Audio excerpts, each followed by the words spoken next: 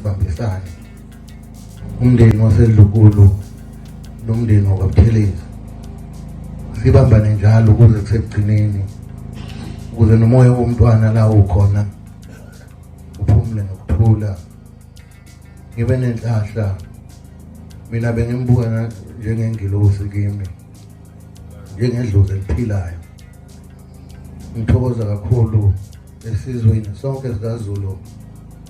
ngithokoza kakhulu wonke umndeni wakwaButhelezi abanye abangomalume abanye abazukulu nikhona sibonana ngithi doloqina nathi sizoqina siqinele nina ngokubambisana nina besilo angize ngathanda ukuthi uma kuzokhalwa kwandiwe kakhulu ngeinkulumo ukuhlonipha nokuzilela isimo esibhekene naso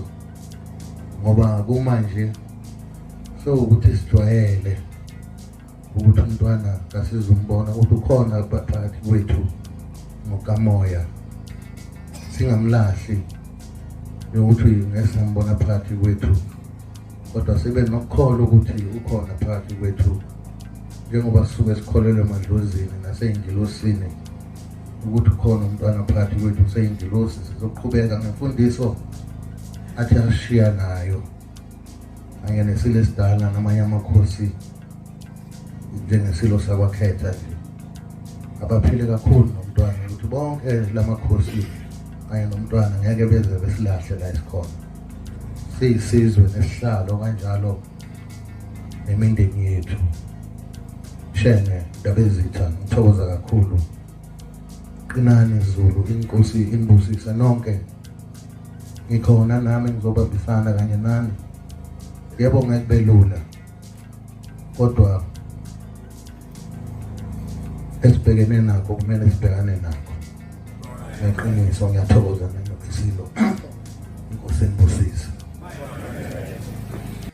ngokuthi sibambisane. Hayi-ke bafethu ngiyathemba nizwe lapha namazwi enkosi ebusayo njengamanzi inkosi uMisuzulu kaZulu lithini laphana-ke ekade ithula amazwi enduduzo emndenini inkosi uButhelezi lapha nomntwana uMangosuthu baba-ke ongasekho lana phakathi kwethu emhlabeni kade etshalwa-ke laphana ngawo laphana-ke umgqibelo lakaphela uzokubela ukuthi-ke baba inkosi uMisuzulu lapha nabe kulindelekile-ke ukuthi avele-ke kodwa-ke kwaphuma istatement ukuthi-ke inkosi yohlangana-ke iyobhonga emsadeni kaPhindlangene abanye-ke bathi inkosi bangakaziye namanje impendulo ithi yebo inkosi ayisondeli ukungakathuna yayihanjisa yohlala kude nesidumbu awuyihambe veni imncwabi sifikele emathupha ukuyoduduza emndenini kababa uMangosuthu Buthelezi ngiyathemba-ke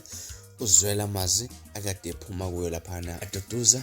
emndenini wakashenge laphana mhlawumbe luthini lwakho uva ngalolu daba hlala comment section ngixoxele kabanzi ukuthi wena kuthini kwakho ukuphawula ngilasiboni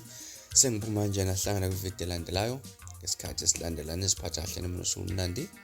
thanda kakhulu.